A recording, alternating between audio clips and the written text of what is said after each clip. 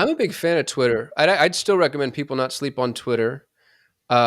They made some UI improvements over Twitter. Like if I open up my Threads app right now, it's a cleaner visual.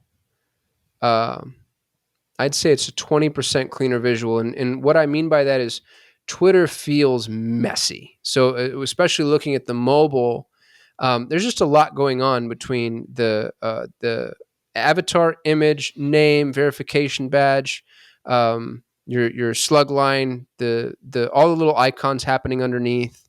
Um, and then you open up Threads and compare it, and it's like somebody went in and just cleaned up Twitter.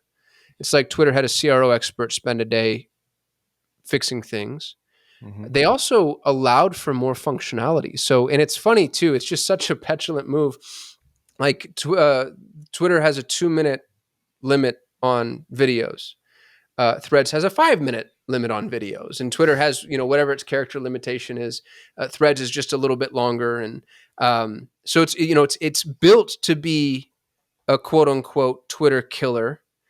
And the thing that I think is really interesting is a lot of the people that I follow that are most active um, on Twitter have really, I mean, I'm looking at Hormozy's posts right now. Mm-hmm. I don't know how or why, but, they're taking to Threads quickly, which they're first movers. I guess that doesn't mean much. It still needs to kind of reach critical mass from a usage perspective. I know it's reached critical mass from a user perspective, but there's a big difference between getting somebody to sign up for something and then getting somebody to use it. Mm. However, Twitter's proven the need for short form content. So then the question becomes, is the continuity that's allowed between Threads and Instagram enough to get people to move from Twitter to Threads, which would be value proposition number one. And value proposition number two is there are so many people that hate Elon Musk and Mm. dislike what he's doing with Twitter and how he's doing with Twitter. Now, I'll say, and I don't mind whatever ire I stoke, I'm a huge Elon fan.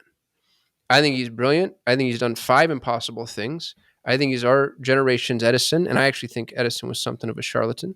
But just in terms of the role that he's fulfilling, I realize that he's divisive and he says some stupid stuff. But I'm a big fan of him, and I'm a fan of what he did with Twitter. He brought back Jordan Peterson. He, stopped with a lot of the censorship. He's got a weird stance on the anonymous posting thing that I don't necessarily agree with. All that to say, there's a ton of people that can't stand the dude. And Yeah. if all you get is Twitter without Elon, dude, that could be enough to push enough people in this direction. And just like, I don't know if you remember, Ralph, WordPress versus Joomla. Does that Yeah. sound familiar to you? Oh yeah. Sure. Dude, Joomla was a better application. Joomla was a content management system. For anybody listening who's just not old enough or doesn't remember, WordPress wasn't the gold standard at all. WordPress was a blogging platform. There was a content management system out there called Joomla that was better, stronger, faster, more robust, far less likely to get hacked. It was a better website. WordPress reached critical mass. All the developers started coding plugins for WordPress, and then suddenly Joomla, you've never heard of it. I don't even know if it's still around. I'm going to go look it up. Yeah. Um, I remember it. things like this require that tipping point. And if Threads can reach that tipping point, I could see it, moving Twitter into a more obscure corner of the internet, kind of being its own little Reddit. I don't think Twitter ever dies, but No. maybe it no longer becomes the watering hole for the world. Anyway, that's my weird little prognosticative soliloquy. Well, I think it's the question is the user experience going to keep people there? Is it going to continue to grow? I think there's some momentum that's being gained with this 100 million downloads, faster adoption than ChatGPT. Like that's pretty incredible. Do people stick? Do people stay? And according to SimilarWeb, like Twitter traffic is now down 5% since this thing launched. And as of this past weekend, like it's down 11%, same time from last year in 2022. So there are significant inroads that are being made. Like Threads is making its mark on Twitter. And it's, I think it's a perfect, I think we tend to denigrate the big companies that we rely on so heavily, Meta and Google.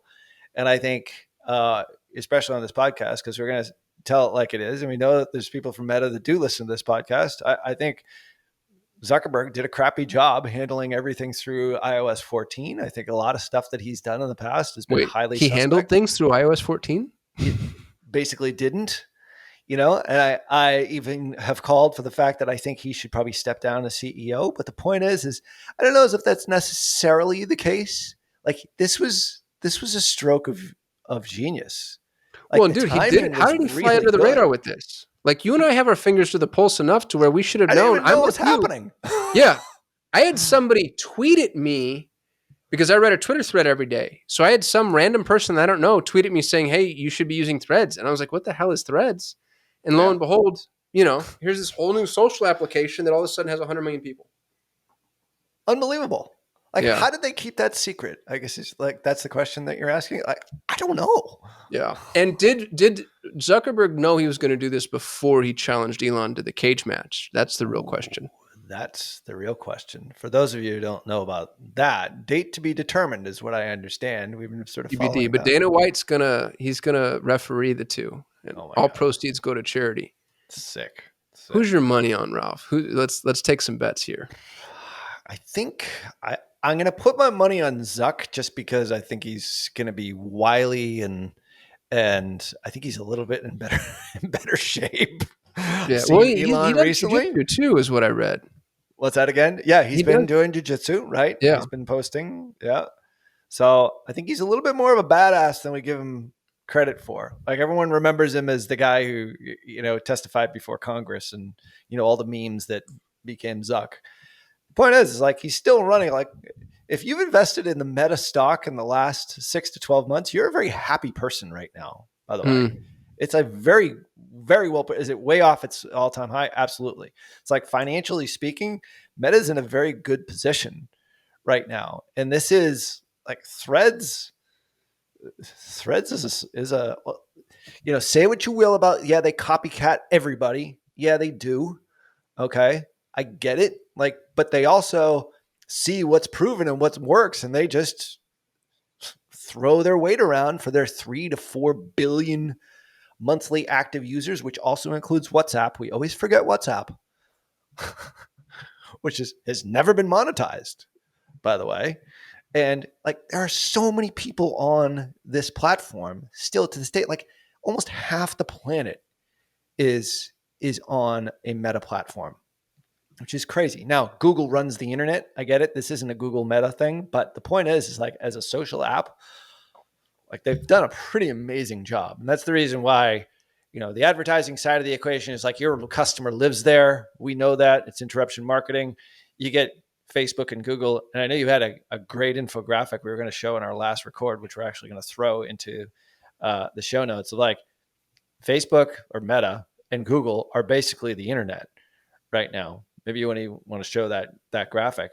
The point is I think Zuck did something really smart here and copycatted, but it's like, man, 100 million users. And this is yet another place to monetize advertising. If you're a marketing and advertising person, it's yet another channel, another 100 million people you can reach in a different medium. And as an advertiser and a marketer, that is very attractive.